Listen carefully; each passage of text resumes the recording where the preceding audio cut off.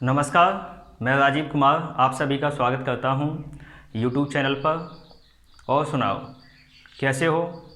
मैं आशा करता हूं कि आप सभी बढ़िया होंगे, पढ़ाई ठीक ठाक चल रही होगी, हाथ में पेन कॉपी लेके बैठ गए होंगे। जैसा कि हमने time, speed and distance chapter start किया था, जिसकी 2 क्लास हो चुकी हैं, दोनों का लिंक डिस्क्रिप्शन में दिया गया है, तो उन क्लास को भी देखिए। तो आज की क्लास को कंटिन्यू करते हैं।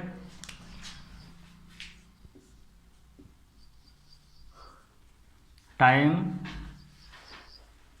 Speed, distance.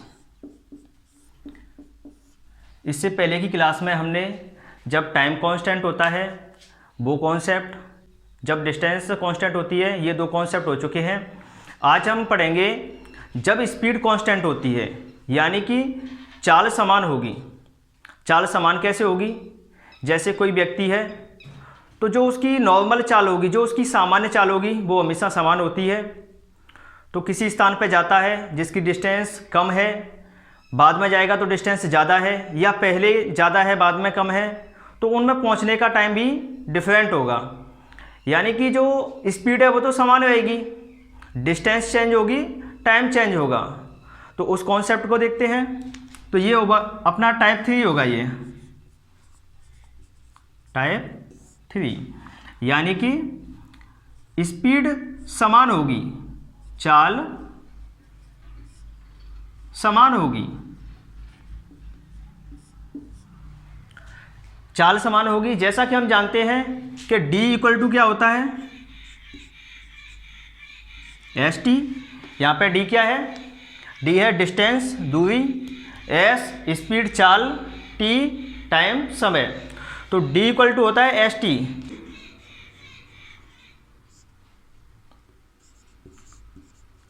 दूरी इक्वल टू चाल इंटू समय।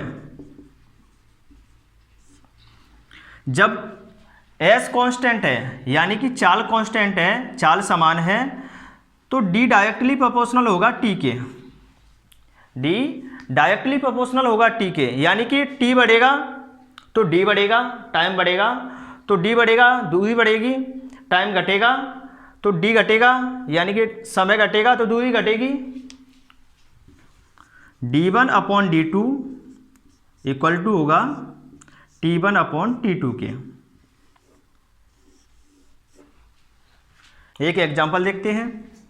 माना कि एक व्यक्ति है,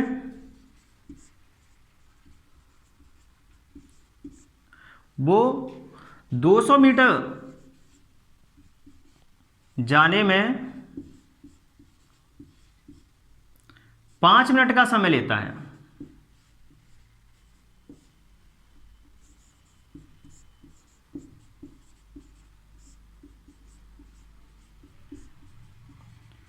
तो 500 मीटर जाने में कितना समय लेगा?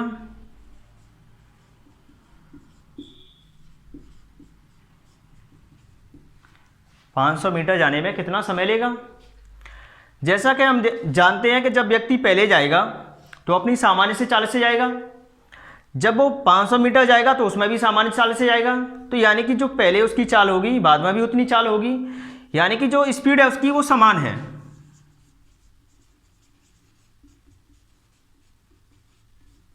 ये क्या है? समान है, चाल है उसकी वो समान है। तो पहले 200 मीटर जाने में उसको कितना टाइम लगता है? 5 मिनट। 200 मीटर जाने में 5 मिनट का टाइम लगता है। तो 100 मीटर जाने में कितना टाइम लगेगा? 100 मीटर में जाने में 5/2 मिनट का टाइम लगेगा। लेकिन उसको जाना कितना है? उसको जाना है 500 मीटर। तो 500 मीटर जाने में कितना टाइम लगेगा?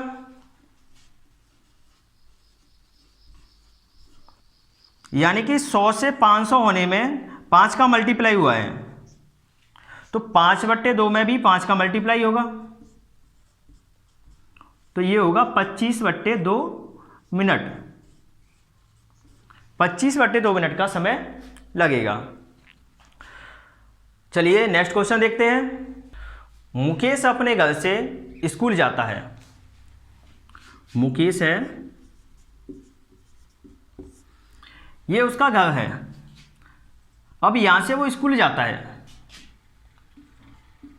यहाँ से विद्यालय जाता है, तो इसकी डिस्टेंस है वो है 200 मीटर। अब मुकेश को स्कूल से वापस आना है, तो जब वापस लौट के आएगा, पहले तो जाता है, अब वापस लौट के आएगा, तो जिस चाल से गया है उसी चाल से वापस आएगा।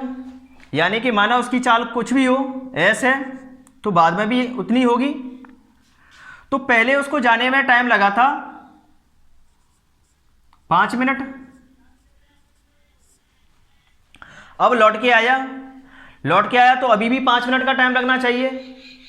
लेकिन स्कूल को जाकर वापस आने में टोटल कितना डिस्टेंस तय करनी पड़ेगी उसको। पहले 200 मीटर गया, अब 200 मीटर वापस चल के आया, यानी कि 400 मीटर चलना पड़ेगा। तो 5 मिनट का टाइम अभी भी लगेगा इसको।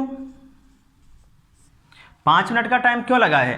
क्योंकि पहले और जो बाद में स्पीड है वो समान है, तो जितना टाइम पहले जाने में लगेगा उतना ही टाइम बाद में लगेगा। लेकिन क्वेश्चन में ये कहा जाए कि मुकेश को स्कूल जाकर वापस आने में कितना दूरी चलनी पड़ी, या मुकेश को स्कूल जाके वापस घर आने में कितने मिनट का टाइम लगा। तो उसमें क्या होगा, जैसे क्वेश्चन में जब चाल समान है, एस समान है, तो डी डायरेक्टली प्रोपोर्शनल होगा टी के, यानी कि टाइम बढ़ेगा तो डी बढ़ेगी। पहले जब मुकेश 200 मीटर चल के गया है, अब 200 मीटर चल के वापस आया है, तो यहाँ से तो हमको डायरेक्टली पता है कि जब 5 मिनट जाने में टाइम लगा है, 5 मिनट आने में लगा है, तो 10 मिनट टोटल टाइम लग गया। और मुकेश को स्कूल जाके वापस आने में 400 मीटर की डिस्टेंस तय कर ली। तो इस टाइप से इन क्वेश्चनों में कुछ भी एक डाटा मिसिंग कर देगा, उसके अलावा उसका दूसरा डाटा निकल पाएगा। तो अब इनके हम मिक्स क्वेश्चन करते हैं। तो फर्स्ट क्वेश्चन, जैसा कि क्वेश्चन आपके मोबाइल फ़ोन में आ गया होगा, तो एक बार क्वेश्चन को पढ़ लें, खुद से बनाने की कोशिश करें। जब क्वेश्चन नहीं बने तब इसका सॉल्यूशन देखें।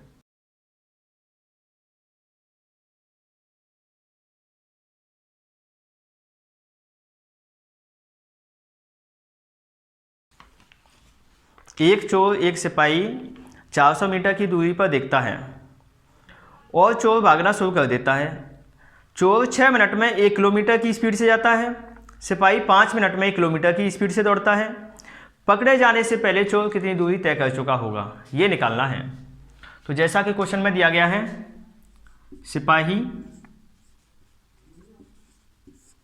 चोर,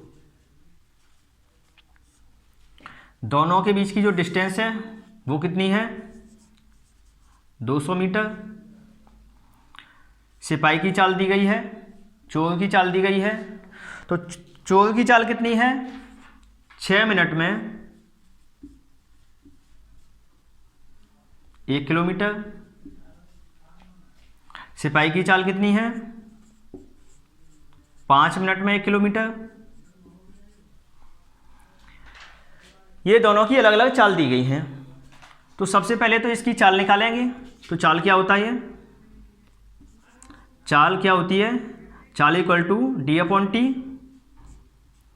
यानी कि 1/6। जब दोनों साइड 10 का मल्टीप्लाई करेंगे तो ये हो जाएगा 10, ये हो जाएगा 60, यानी कि 10/60। ये किलोमीटर में, ये मिनट में। 60 मिनट इक्वल टू होता है 1 आवर, 1 घंटा, यानी कि इसकी जो स्पीड होगी वो कितनी होगी, 10 किलोमीटर पर आवर। जब सिपाही की स्पीड निकालेंगे तो ये कितनी निकलेगी, S2 इक्वल टू 1/5। आंसर में दोनों साइड में 12 का मल्टीप्लाई करेंगे तो ये कितना होगा, 12/60। तो ये 60 मिनट है, 60 मिनट है। 60 मिनट को जब आवर में चेंज करेंगे तो ये कितना हो जाएगा, 1 आवर, यानी कि 12 किलोमीटर पर हावर, ये दोनों की स्पीड आ गई। S1 की इसकी ये स्पीड हो गई S2, S1 स्पीड हो गई चोर की, S1 चोर की स्पीड हो गई, S2 पुलिस वाले की स्पीड हो गई, सिपाही की स्पीड हो गई। तो यहाँ से S1 अपॉन S2 का मान कितना निकलेगा? 10/12। S1 अपॉन S2 का मान 10/12 आया। यानी कि जो S2 है वो स्पीड किसकी है? सिपाही की। सिपाही की स्पीड है तो सिपाही को ज़्यादा डिस्टेंस तय करनी पड़ेगी। जब सिपाही यहाँ से चल के जाएगा, जब तक चोर यहाँ से यहाँ तक पहुँच जाएगा, जब सिपाही चोर को पकड़ लेगा तो सिपाही के द्वारा चली गई डिस्टेंस ज़्यादा होगी, क्योंकि उसको पहले 200 मीटर की डिस्टेंस तय करनी पड़ेगी, उसके बाद जो चोर ने भाग के गया वो भी डिस्टेंस तय करनी पड़ेगी। तो टोटल जो स्पीड होगी सिपाही की वो चोर से ज़्यादा होगी। तो डिस्टेंस का जो डिफरेंस होगा वो कितना होगा? 200 मीटर। जैसा कि हम जानते हैं डी डायरेक्टली प्रोपोर्शनल होता है एस के, यानी कि एस बढ़ेगी तो डिस्टेंस भी बढ़ेगी, एस घटेगा तो डिस्टेंस भी घटेगी। तो पहले जो स्पीड है वो 10 है, बाद में हो गई 12, यानी कि 2 बढ़ गई। स्पीड कितनी बढ़ गई? 2। जब 2 स्पीड बढ़ी है तो डिस्टेंस भी 2 बढ़ेगी, यानी कि डिस्टेंस का डिफरेंस कितना होगा? 2 का। तो 2 का मान है 200 मीटर, तो 1 का मान कितना होगा? 100 मीटर। क्वेश्चन में कहा गया है कि चोर पकड़े जाने से पहले कितनी मीटर चल चुका होगा, चोर पकड़े जाने से पहले कितनी डिस्टेंस तय कर चुका होगा। तो चोर की जो स्पीड है वो कितनी है? 10। चोर की स्पीड है 10, यानी कि 10 का मान कितना होगा? 10 का मान होगा 1000 मीटर, यानी कि 1 किलोमीटर। तो नेक्स्ट क्वेश्चन को देखिए।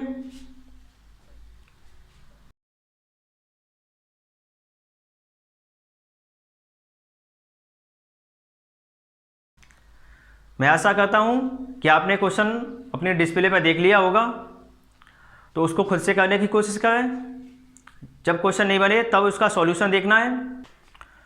एक व्यक्ति विद्यालय को जाते समय अपनी 20% स्पीड को बढ़ा देता है, चाल को 20% बढ़ा देता है, तो वो 5 मिनट पहले पहुंच जाता है।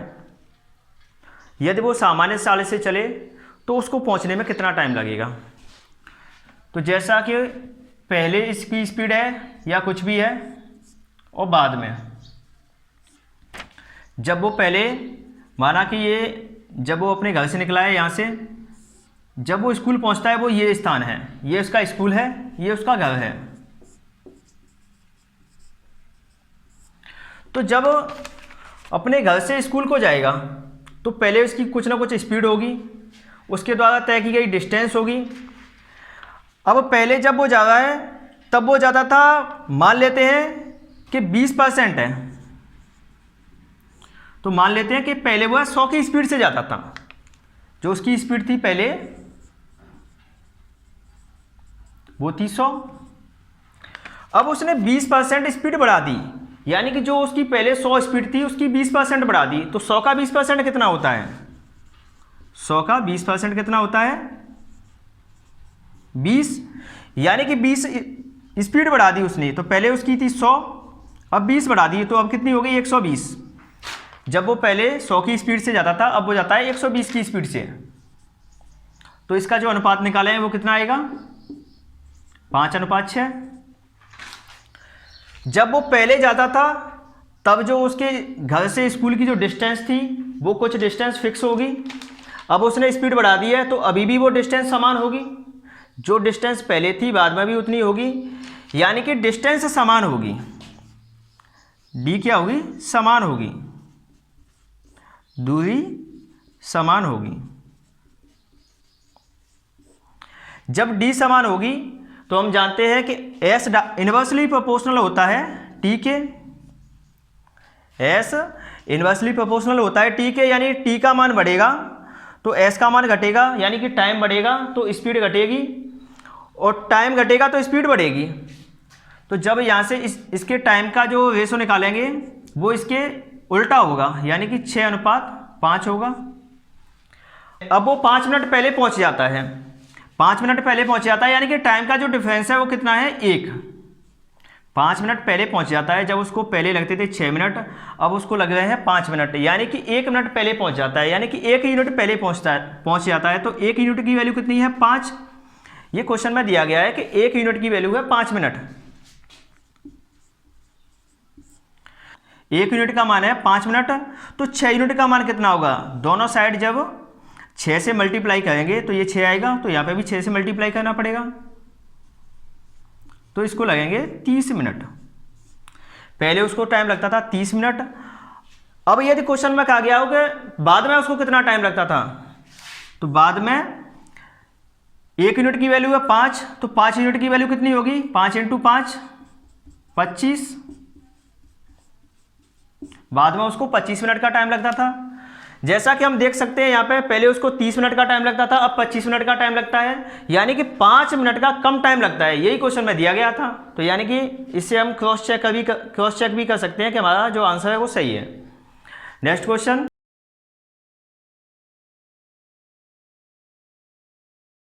जैसा कि नेक्स्ट क्वेश्चन आपने अपने मोबाइल स्क्रीन पर पढ़ लिया होगा, तो एक और क्वेश्चन को देखिए, खुद से करने की कोशिश करें।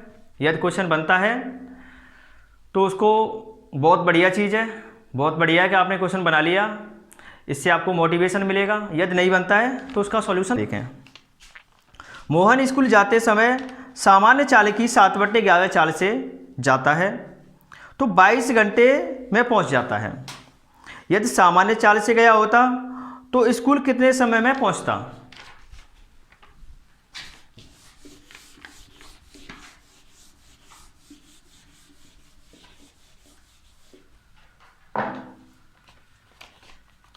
मोहन है जो वो पहले जाता है स्कूल और बाद में। क्वेश्चन में कहा गया कि वो पहले की 7/11 चाल से चलता है, यानी कि माना पहले उसकी चाल है 11, तो 11 का 7/11 कितना होगा, 7/11 × 11 यानी कि 7। तो बाद में उसकी स्पीड कितनी होगी 7। जब वो पहले जाता था 11 की स्पीड से, बाद में जाता है 7 की स्पीड से। अब क्वेश्चन में क्या दिया गया है कि 22 घंटे में पहुंच जाता है। जब वो पहले जाता था, अब जाता है तो 22 घंटे में पहुंच जाता है, बाद में वो 22 घंटे में पहुंच जाता है। ये इसकी स्पीड दी गई है। अब जब मोहन पहले जाता था, उसको कुछ डिस्टेंस तय करके जाता होगा, तो बाद में भी उतनी डिस्टेंस होगी। ऐसा तो है नहीं कि जब बाद में गया है तो स्कूल कहीं चल के चला गया, स्कूल तो वहीं पर रहेगा। अब मोहन का घर भी वहीं पर रहेगा, यानी कि पहले जो डिस्टेंस थी बाद में भी उतनी होगी। तो डिस्टेंस समान है, तो एस इनवर्सली प्रोपोर्शनल होगा टी के, यानी कि जो टाइम का जो रेशियो होगा वो कितना होगा 7/11, 7:11। अब उसको टाइम कितना लगता है, क्वेश्चन में दिया गया है कि अब उसको टाइम लगता है 22 मिनट, यानी 11 यूनिट की वैल्यू कितनी है 22 मिनट। 11 यूनिट की वैल्यू 22 मिनट है, तो 1 यूनिट की वैल्यू कितनी होगी 2 मिनट।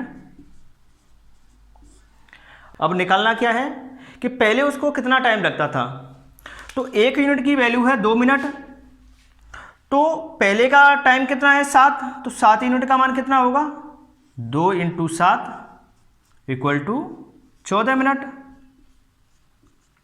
यानी कि पहले मोहन को 14 मिनट का टाइम लगता था। तो चलिए, आज अपने जो पढ़ा है मैं आशा करता हूं कि आपकी समझ में आया होगा। तो चलिए आज अपनी क्लास को यहीं पर समाप्त करते हैं।